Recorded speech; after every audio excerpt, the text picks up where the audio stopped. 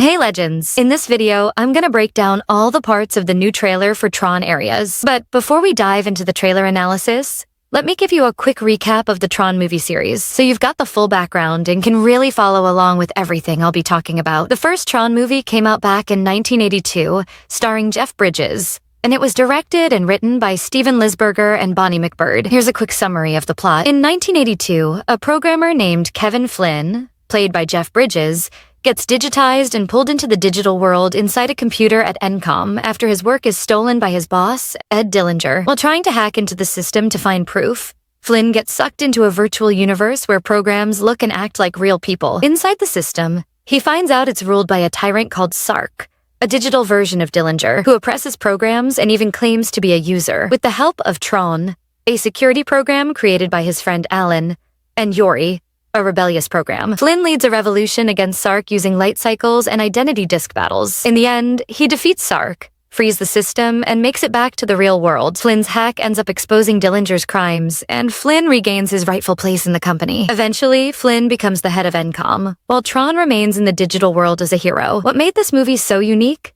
was that it was one of the first to explore artificial intelligence in digital worlds in a super creative and visual way. But even though it was groundbreaking, it didn't do that well financially at the time. And honestly, I think it was just way ahead of its time. A lot of people probably didn't get the concept back then. Remember, we're talking about the early 80s. The second movie in the series is called Tron Legacy, released in 2010.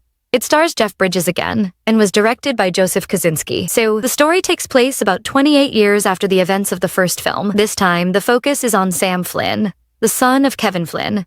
The original protagonist, Sam starts picking up strange signals from his dad, who mysteriously disappeared years ago. When Sam follows the signals, he ends up getting pulled into this stunning but dangerous digital world known as the Grid. There, he discovers that his father has been trapped inside the system for decades, and now faces a major threat called Clue, a rogue program who is actually a digital copy of Kevin Flynn himself. In the end, Kevin sacrifices himself so that Sam and Quora, a digital being, can escape. He merges with Clue, destroying them both and opening a portal for Sam and Quora to return to the real world. And here's the twist.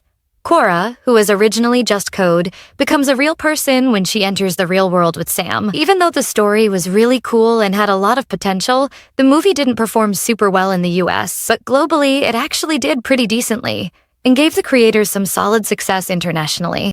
Third, we've got the animated series Tron Uprising from 2012, directed by Charlie Bean. Now, to be honest, I'm not 100% sure about this next bit, but according to one source, the events of the series take place between the original Tron, 1982, and Tron Legacy, 2010. The story is set in the digital city of Argonne, which is under the rule of the tyrant CLU, you know, the evil digital version of Kevin Flynn that we saw in the second movie. The main character is Beck, voiced by Elijah Wood. Beck is a young mechanic and programmer who discovers that the legendary hero Tron is actually still alive, and he becomes his apprentice. Together, they lead a secret rebellion against Clue and his army of controlled programs. One of my favorite characters in the series, even though I haven't finished the whole thing, is Mara. For anyone who hasn't seen the show, Mara is a tech specialist and gear maker in Argonne City. She helps Beck by building combat tools for him and for Zed. Honestly, I think without her, Beck wouldn't have been able to pull off most of his missions. What I really liked about her character is that she's not your typical damsel in distress. She's smart,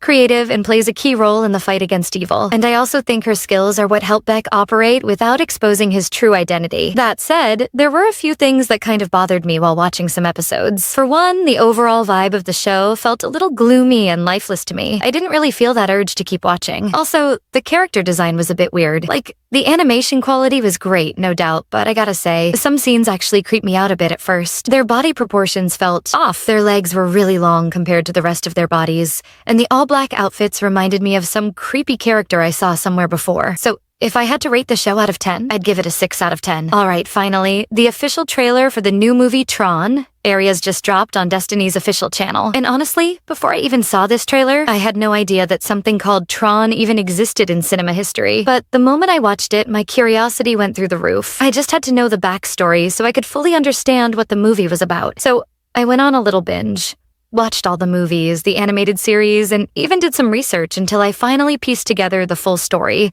which I already shared with you at the beginning. So the trailer kicks off with a voiceover reporting a motorcyclist going way over the speed limit. Another voice chimes in, confirming that they're already in pursuit. Then boom, We cut to two robotic-looking motorcycles, super slick, just like the ones in the digital world from the original story. But here's what's different from the other movies. Instead of humans going into the digital world, this time the digital beings are entering the real world. We cut back to that same motorcycle, and now we hear police sirens chasing it down. Suddenly, the rider fires off a red beam that slices a police car clean in half. That made me think, okay, maybe this bike is on the bad side? I mean, it did just destroy a police car. But then again, maybe it's a good guy. And the police just don't know it yet, so they're chasing them by mistake. Then we hear a familiar voice saying he's searching for something, but he can't figure out what it is. Next, we see a traffic jam with a bunch of police cars and a female officer standing there, totally stunned. The next scene explains why. This giant red glowing digital creature appears out of nowhere. People start running in panic, and the cops just stand there, frozen in shock. The thing is massive. As it moves between skyscrapers, everyone inside starts freaking out. That same female officer starts running like crazy. It seriously feels like the creature is chasing her. Then we shift into the digital world. We see more of those high-tech flying bikes zipping through the air. Then we cut to digital warriors, gearing up for a huge battle. We get a glimpse of a mysterious figure standing under red light. That's Evan Peters playing Julian Dillinger, and he looks totally shaken. Next, we see one of the digital characters literally disintegrating into dust. Then fighter jets fire missiles at some kind of digital aircraft, but the digital ones easily deflect them. A voice asks, "Are you ready to launch?" Then, this super cool moment, one character starts transforming from human to digital. We see his back, and his skin starts to glow and melt away in a wave of red energy, with the neon lines lighting up across his body. It's this stunning transformation that shows he's turning fully into a digital being inside the system. And right near the end, we get this intense shot of the main character's eye. He looks totally shocked. Then, boom, Jared Leto appears as the main hero, Ares. To wrap this up, then we see something that looks like the kind of destruction digital machines could cause in the real world. I think it's a hint at a digital war against humanity. I gotta say, I'm super hyped for this movie. I really believe it might do better than the last two, especially now that people actually understand the whole concept of digital worlds and AI way more than they did back in the day. If I had to rate the trailer, I'd give it a 7.5 out of 10. Now I want to hear from you guys. What did you think of the trailer? What are your predictions for the movie? And if you made it this far, thank you so much for sticking with me. You're all legends. And I'll see you in the next video.